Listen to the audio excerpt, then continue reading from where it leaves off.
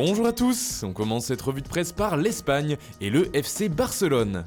Hier, Mundo Deportivo expliquait que Ousmane Dembélé et Nelson Semedo étaient considérés comme intransférables par les Blaugrana, et ce vendredi matin, c'est Sport qui parle du mercato du Barça, et selon le média catalan, certains joueurs sont en revanche bien transférables. Le FC Barcelone veut vendre pour récupérer des liquidités, ou pour faciliter le deal Neymar. Deux joueurs seraient concernés, Philippe Coutinho et Ivan Rakitic.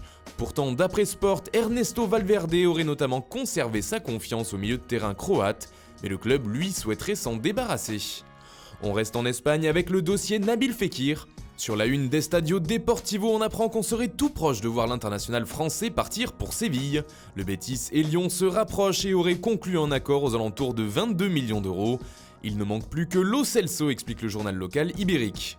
Car Fekir ne pourra venir qu'en cas de départ du milieu argentin vers Tottenham, mais selon l'équipe, le capitaine de l'OL se serait mis d'accord avec le Betis, mais il attendrait d'autres propositions avant de trancher.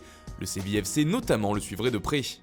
Toujours en Espagne, David Alaba plairait beaucoup aux dirigeants du Barça, peut-on lire en couverture de Mundo Deportivo. Les Blaugrana apprécieraient son profil et penseraient à lui comme possible renfort au poste de latéral gauche. Le quotidien catalan précise également que le Bayern, avec qui il est en contrat jusqu'en 2021, n'écarterait pas de le transférer.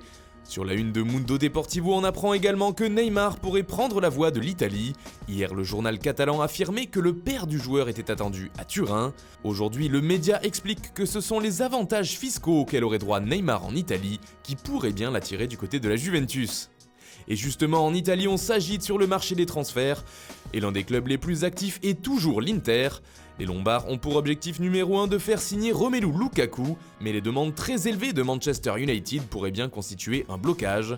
Même si Conte insiste pour l'attaquant belge, les Nerazzurri se tourneraient vers un plan B moins onéreux. Le Quotidiano Sportivo dévoile deux pistes sur sa une, Ante Rebic de Francfort et Edinson Cavani, l'attaquant du PSG.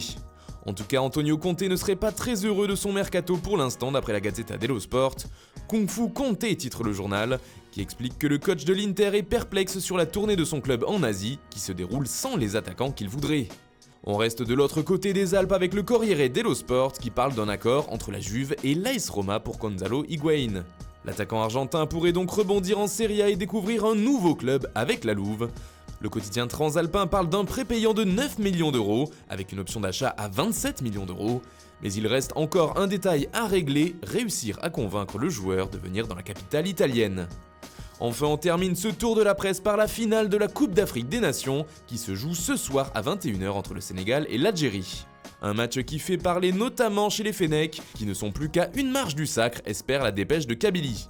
Mais il faudra pour cela battre les Lions de la Teranga, qui vont connaître deux changements majeurs pour la finale, explique CNews. D'abord en défense centrale puisque Kalidou Koulibaly est suspendu pour cette rencontre, et puis ajoute le média sénégalais Aliou Cissé, le sélectionneur, devra choisir qui débutera sur le flanc droit entre Krépin Diatta et Ismaïla Sarr. Voilà, c'est tout pour ce matin, bonne journée à tous, on se retrouve très vite pour une nouvelle vidéo sur Foot Mercato.